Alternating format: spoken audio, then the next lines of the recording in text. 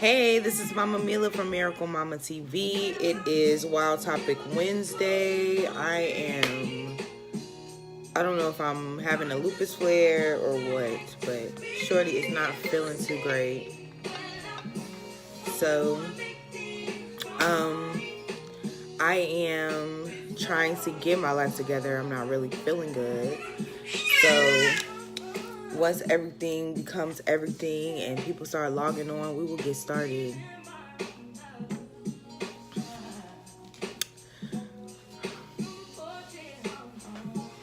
So I'm trying to get my life together. If I can get my life together,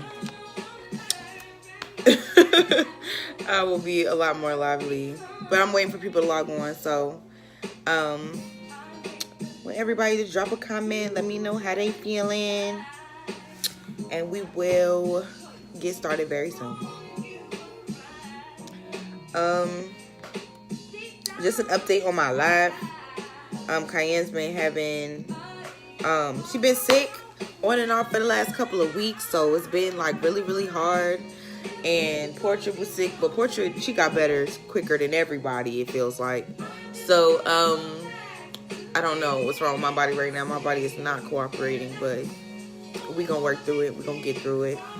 I'm talking about my weight loss journey and the quote, the one that got away today. So what I want y'all to do is drop your comment, your feelings, whatever, about the one that got away. Do you feel like it's a real thing? Do you feel like it is a myth? Do you feel like it's BS? What do you think? Let's talk about it today. What's up, babe? I'm just gonna throw on my pizza. All right, cool. You can take your pizza with you in the bathroom. Just don't eat it while you're in the bathtub. All right, go. All right. So the one that got away, what y'all think? Is it a myth or not? I'm gonna wait for it to be a few people watching, and then I'm gonna go in because I've been called the one that got away a couple of times, and I would like to speak my mind on it. That's why it's a wild topic. No, it's not a myth. Okay. Shonda says no, it's not a myth. I want to know. I'm on Instagram too, guys. So if you have anybody you want to share this with, go ahead and share this video and let us get some stuff. Okay, so if it's not a myth, tell me why. Tell me why it's not a myth. And are you saying that from somebody who has lost someone who got away, or are you saying that as the one that got away, of it being not a myth? All right, we have some males watching. The one that got away, is it a myth or not? And before we go in, a myth is basically like it's not true. Like there is no such thing as the one that got away. If it's a myth, then it would be something that's not true. So if you believe that it is true, that it's something that's a real thing, that's a real, you know, that you can lose the one, then it's not a myth. So I would like to know. I just think that it is, it's funny to hear people's views. So when you're saying no, it's not a myth, I want you to tell me why you think it's not a myth. Are you saying that from saying, girl, ooh, did y'all hear my baby hit that note though? Did y'all hear her? Did y'all hear her? Like, yes. But anyway, so yes, when I say it's a myth, I mean that it is not true. So I'm gonna wait for y'all to log in. Let me read some comments first. All right, so Shonda says both. She says, I've heard I'm the one that got away, and I've let go of someone that could have been. So, but like, okay, so it being a myth, why would you say, or are you just saying it like, okay, you feel like it's not a myth because you've experienced it both ways? Because I just feel like, I don't know. I'm gonna wait for one more comment. I'm waiting for one more comment. What's up? Is this the one that said? No, she's just saying the other song.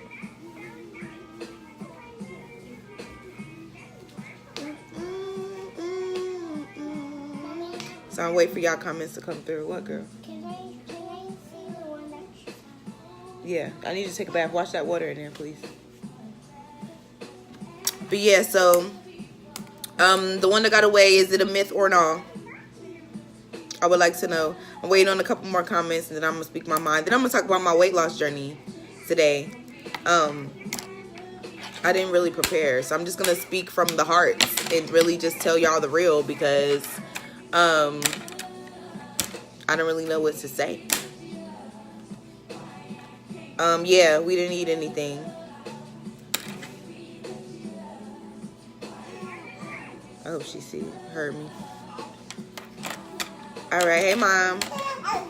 So, okay, if no more comments are gonna drop through, I'm gonna go ahead and let y'all know how I feel about the one that got away. So, I have been called the one that got away by 3 different people. The first one was an ex, but I feel like that was in response to what happened in my life after the fact. I don't really feel like I was the one for him, and that's why I broke up with him. Like, I don't feel like we should have continued to stay in each other's life if it was not aligning. Like, if it's not gonna align, bro, I'm not gonna hold my tongue, or I'm not gonna hold my life and align it for you. Like, let's just take a leave and let's just, keep it moving. Like, I just felt like it was like, how am I the one that got away, bro? I got away because I left. Like, I didn't get away. Like, I escaped. Like, you didn't let me. I left. Like, you know what I'm saying? Like, you fought, so I didn't really get away. Like, I just feel like, no, I'm not the one that got away because I left voluntarily. Like, you did not do something to make me go away. Like, I left voluntarily. So how can I be the one that got away? I just don't know. That person is like, no. The other person, I feel like, yeah, she probably could have said that I was the one that got away, but there's always relativity to these type of conversations. There's relativity. It's like, maybe I'm the one for you, but you're not the one for me. So we have to, like, I just feel like when you say it's the one that got away, like, it has to be mutual. It has to be mutual. You can't say that I'm the one that got away for you if I didn't feel like you was the one for me, bruh. So I'm not gonna respect that. Like, you can say that I am a cool chick and you would have loved to see where we continue to go. That would be a better way to say the one that got away. Because unless it's a situation where, like Sean said, she's been on both sides of it. She's been on both sides. So if you've been on both sides, you can say, dang, like, I messed up, or, whatever, or just I wasn't in the right place in my life, or I wasn't in the right mind space, and that person got away. And I really feel like if I wouldn't have let them get away, then I already picked my topics, girl. Thank you for trying to do my job for me, but I know what I'm doing. I picked my topics on Sunday. Sorry, she was supposed to remind me that I was supposed to use my box. I used it Sunday, so mission accomplished. Go wash that water. Portrait is like the happiest baby ever, and I love her. Okay, anyway, so moving on. So I just think that, okay, so when you're on the side of being the person that the one got away from, it's like you have to sit back and realize, like, okay, were they really the one? It's like, and then for people that are spiritual, that you feel like, you have a spiritual walk of life, you have to look at it, like I said, in relativity. Like, how are you as a human person gonna say that was the one that got away when maybe that was not what God had for you? Or maybe you didn't lose that person. Maybe it's just God took them from you at that point. You know what I'm saying? Like, maybe it's just, I don't know. Maybe it's just that, he's gonna bring that person back around. It's gonna come back full circle, but you just gotta wait on it. Like, you never really know. So it's like, if you're a spiritual person, you cannot, there's no way you could really sit back and be like, that's the one that got away. Because if that was the one, then God wouldn't have let them get away. Like, wouldn't have let them get away, bro. And the thing is, okay, like, the one that got away, I just feel like it's all BS. I feel like it is so emotionally abusive to call somebody the one that got away. And you never hear that until, like, it's like a done deal. Like, oh, you thought I was the one? Like, how emotionally manipulative is that? To tell somebody they're the one that got away after they're over you and whatnot. Like, like, that would make somebody that has gone through so much healing, so much process of getting themselves together, that, I don't know, like, by the time they done got through it, you're like, oh, you're the one that got away. I just really feel like we could have worked it out. They're like, dang, like, Did I mess my life up by moving on? Like, am I at a place in my life that I didn't think I was at? Like, stop messing with people, y'all. Don't go tell people that. Even if you feel like they're the one that got away, don't go tell nobody that. Don't go tell nobody that. Can we agree? Can we agree that we're not going to do that to people anymore? Okay. So, moving on, I'm going to talk about my weight loss journey. And y'all have to excuse me because I'm like trying my best to be peppy, but I do not feel good. My mom says, sorry, get a life. That's where I'm at. Like, child, okay? And me, being a whole married woman, I don't want to hear that. I don't want to hear that. Don't tell me I'm the one that got away. I got a man. I don't got time for that. It's bad energy. I done made my choice, honey, and I'm okay. And I'm not the one that got away because he ain't let me get away. You know what I'm saying? Like, stuff like that. When you're a married woman and you found somebody, it's like, bro, don't tell me I'm the one that got away, bro, because it's a nigga that didn't let me get away. Period. Like, period. Like, I just don't know. I don't get. Anyway, so I'm gonna talk about my weight loss journey. And this is probably, it might be lengthy, it might not, because I'm gonna start like over my whole life. So basically, I'm gonna be as transparent as I can about my weight loss journey. I hope that this helps somebody else who's out there either talk about their journey or just be open about the fact that there's not a time where you have to decide to not work on and have the body that you want. And it's okay if your ideal body does not match what other people would like your body to look like. So to start off, I've always looked at myself as the chubby girl. I didn't really ever feel like I had my ideal body growing up. And it's hard, and I'm learning this as I continue to share my life experiences on this live, and I have certain conversations with my old classmates or people that I used to know growing up. They're like, yo, I had no idea you were dealing with this. Like, you look like you were so happy, like you had a perfect life. Like, yo, listen, my life was not perfect, bro. I didn't feel like my life was perfect. Like, I was a very unhappy in my life growing up, and I just had a good way of I just really, like, my mom just really instilled in me that you got to keep going, like, you know what I'm saying? And there was times where I gave up too, you know what I mean? Like, I attempted suicide when I was 15, so I haven't always been strong, but at the same time, you keep it moving, like, you keep it moving. So all the activities and things that I did in my life, it all came from me trying to shield myself from the shame in my own head of what my body looked like. So, I mean, even like Kyrie, like, we'll talk about it and I'll be like, yeah, I was fat. And he'd be like, no, you were just fatter than your friends.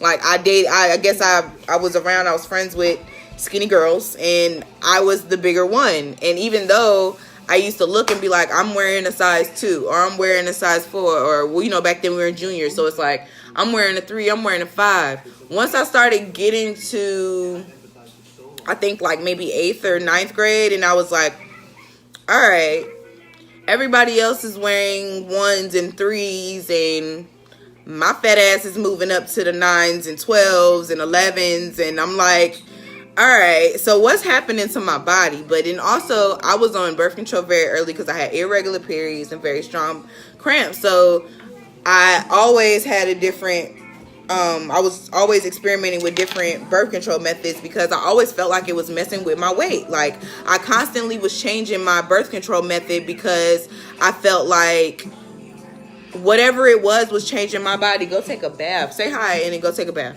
Say hi. Hi. Now go take a bath. So I always was changing my birth control method because I wanted to figure out what was making me fat. Like, what is it? What's making me fat? Is it the birth control? Is it the food? Is it the water? Like, what am I not doing right? I used to diet. I was always on some crazy diet. Like, whatever diet my mom was on, I was like, I'm on it too. Like, you doing Weight Watchers? I'm doing Weight Watchers. You doing LA Fitness? I'm doing LA Fitness. Like, we doing what we doing? You know what I'm saying? Like, we doing the 100 crunches this month. What we doing? Like, me and my mom were like workout queens. Like, it didn't matter what workout. When hip hop abs came out, we was in there like, hey, like, getting it. Like, I was always on the grind for my weight loss. So I don't feel like it really affected my mental health until I got to college. When I got to Howard, my weight really, really messed with me. Like, it really messed with me. I had a boyfriend, so it wasn't necessarily the dating scene because I wasn't dating. But even having a boyfriend, like, you still want to feel like you're attractive to other people. You still want to feel like you're dodging niggas. You don't want to feel like you're like this black sheep with the boyfriend tatted across your head or, you know, anything like that. But I felt like because of my body, I had fat girl written across my head, and I didn't get any attention like that. I didn't really have niggas knocking down my door trying to come holler at me, like nothing like that. I had homeboys.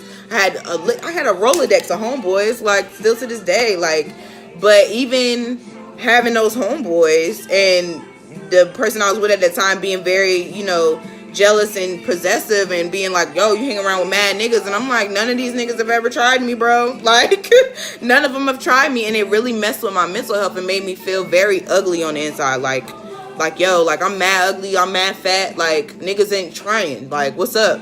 But then I started growing up and I realized, you know, well, now that I'm older, I can say it was how I carried myself. I didn't carry myself like a girl that was just gonna come to Drew and open my legs. So that's why I didn't get the attention that I felt like other women got. But I do feel like my weight, Cayenne, go take a bath. I do feel like being in a situation or being in an environment like Howard University put me in the position to be very depressed about my weight, because we consider ourselves the elite. Once you go through that pinning ceremony, I am now the elite. I am a Howard University student.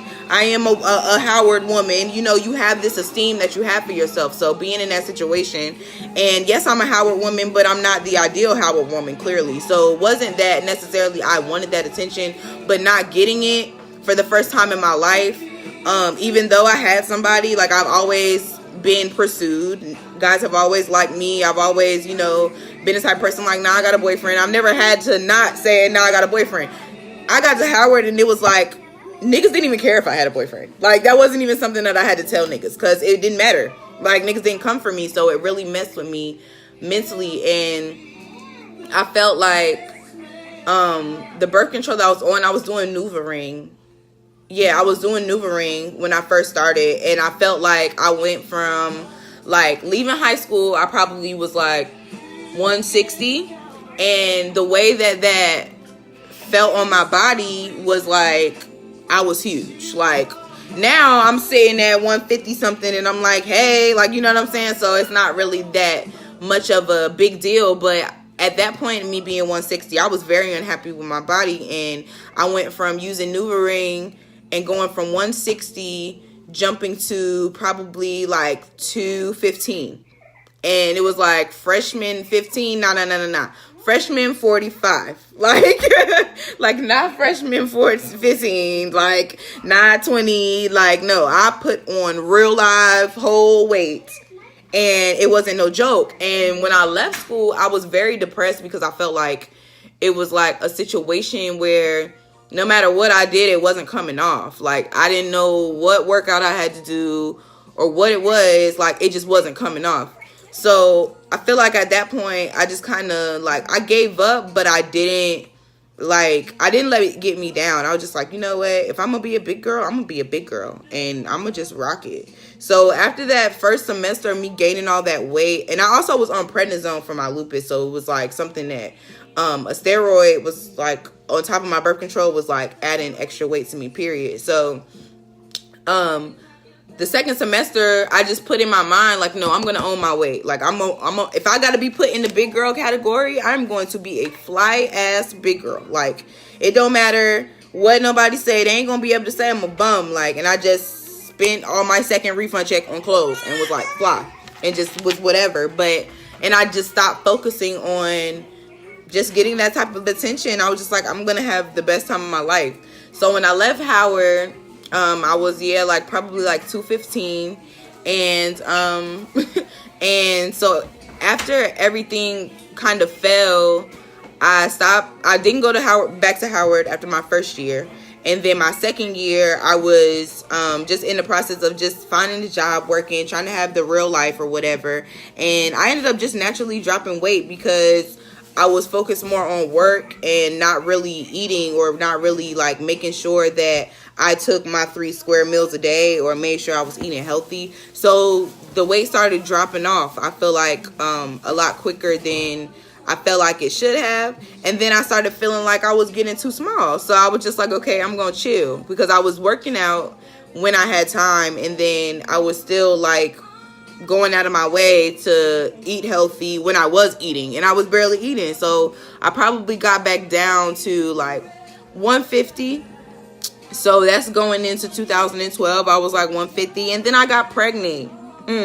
So once I got pregnant, it was like all of that. I'm eating healthy. I'm trying to get skinny, and I actually did kind of get kind of small.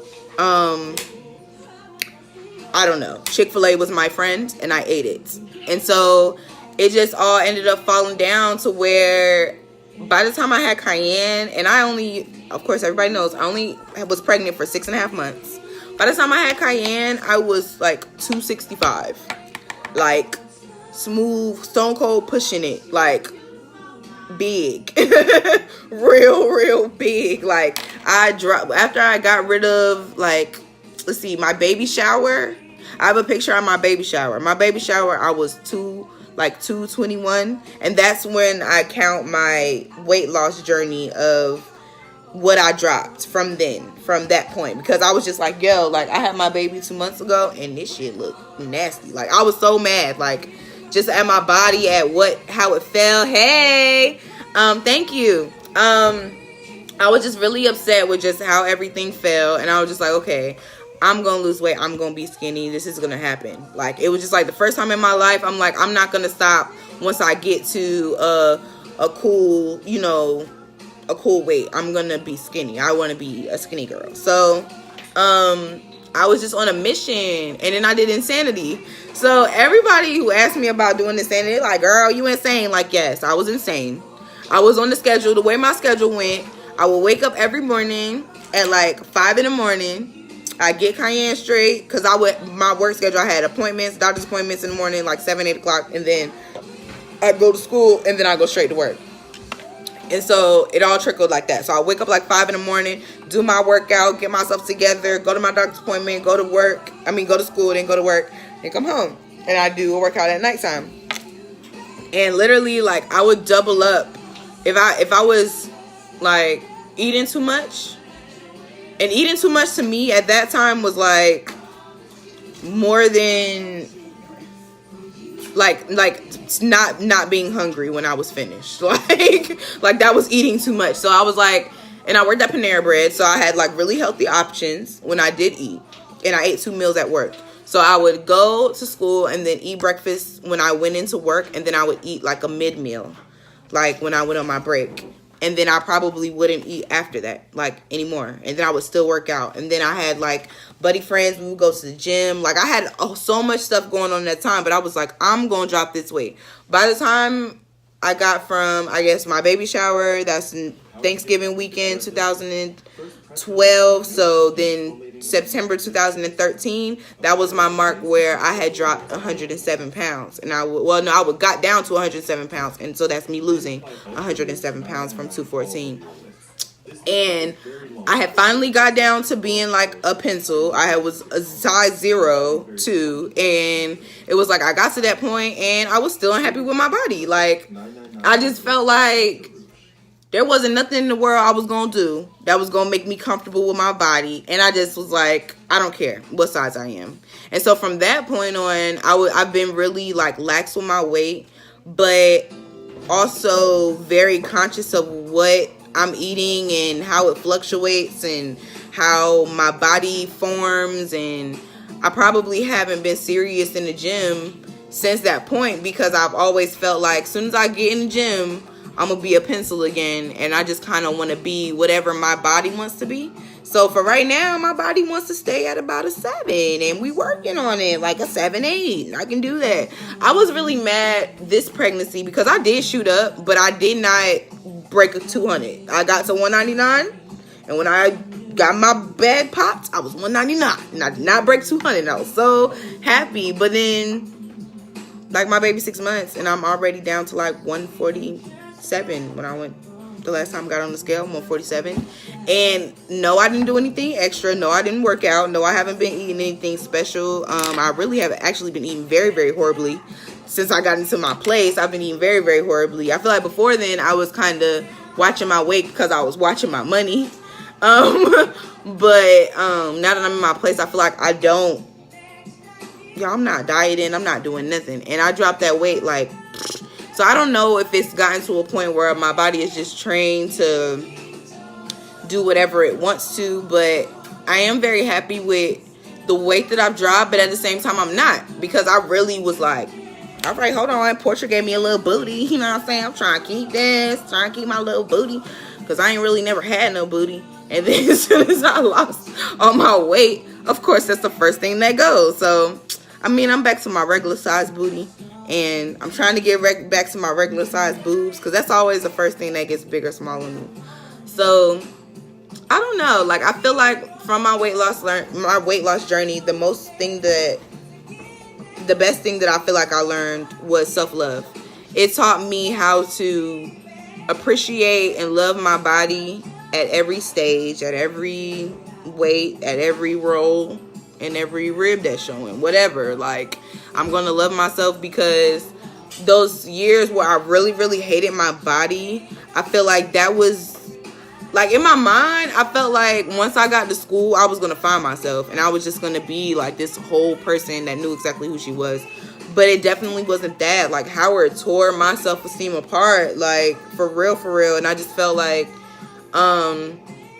all the confidence that it took through high school, getting comfortable with my body, being comfortable with dating, being comfortable with having sex, being comfortable with all those things, with being a big girl. And it's like, also, when you are a big girl and you take that classification on and say, you know what, I'm over 180, I'm BBW. You're never BBW enough for other BBWs. Like, like, I was never fat enough to be appreciated as a fat girl. And that's always hurt my feelings too. I'm just like, yo, like, I struggle like you struggle, babe. Like, I got rolls like you got rolls. It's just that I take my time to dress the way I want to dress in my comfortability. And if you haven't gotten to that point yet, that's cool. But don't make it seem like my struggle ain't like your struggle. Because I'm still not skinny enough to be with the skinny hoes. So let me in, bro. That's how I used to feel. Like, let me in. And it's like, we don't talk about those type of things. We don't talk about the classism. There's classism in every facet of society. Even when it comes to weight loss. I'm never going to be skinny enough, or I'm never going to be fit enough. I'm never going to have enough abs for the fit chicks, even though I'm this small. And I'm never going to be big enough to be BBW and be like, yeah, she a big girl doing it. Like, I don't know.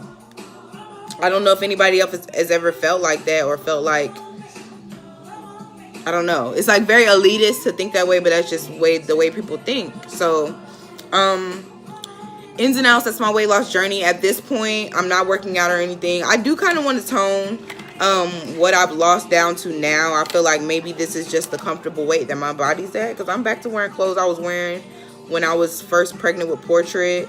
And, well, I guess I can backtrack. I haven't been in the gym, but I did, while we were living in Atlanta, I did hike almost daily. So that was like my workout.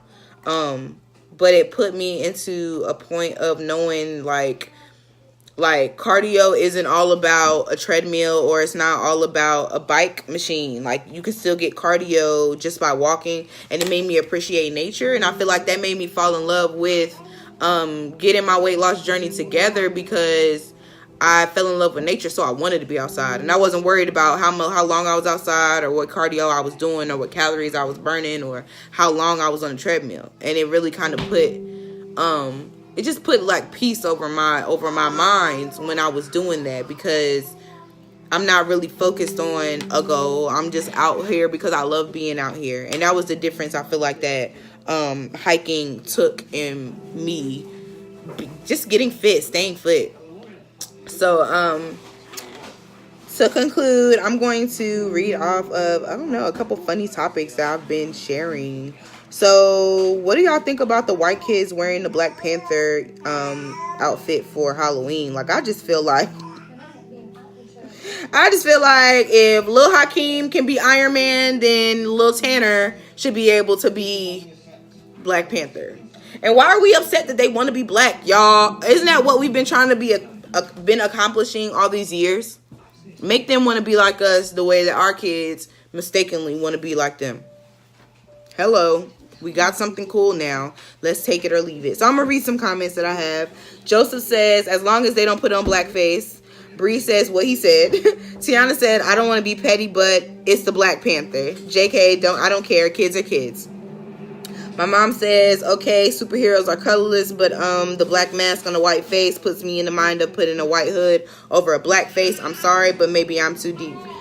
Jasmine says, yeah, I think superhero costumes are fine for kids. Now, if they paint their face black, then that's a whole nother conversation. And Ebony says, as long as they wear the mask and not black face, we dress as white superheroes all the time, which is very true. Like, we dress like white superheroes all the time. It's not like they're picketing because our kids want to be Superman, Iron Man, just, whoever every year. Like, we don't do this. But I also feel like we asked for it, guys. We asked for a black superhero. So we have to understand that all walks of life are going to think that's cool. Like, we have the coolest, richest, best technology having superhero as our own. And they want that. Superman and Batman ain't got all this stuff. I mean, Batman is cool. Batman got the litness, but he don't have Wakanda. Like, Batman's from New York. Doesn't count. It's like, where do you go? You go to your little island in your dark castle. Like, doesn't matter. But I don't know. Okay. I mean, he my nigga too, but he ain't Black Panther either. So, alright, so, last but not least, I am looking for more ladies of lactation for Mahogany Mama Lactation Services. So if you would like to be a lady of lactation, please drop me a private message and we will begin working together. I will give you all of my keys, and as long as you promote me, we will continue to work without you having to pay a fee. Otherwise, you can book me on Mahogany Mama Lactation.ias.me. Book me. I will get your milk flowing. Okay? Peace, love, and blessings. The moral of the story is, ain't no such thing as the one that got away. If she was the one, you wouldn't have let her get away. Boom. Another moral of the story is, love yourself at whatever size that you're at, because who ain't gonna love you if you don't love you? I ain't say that right. Nobody's gonna love you if you don't love you. I guess it's a better way to say it. Love yourself, guys. It matters.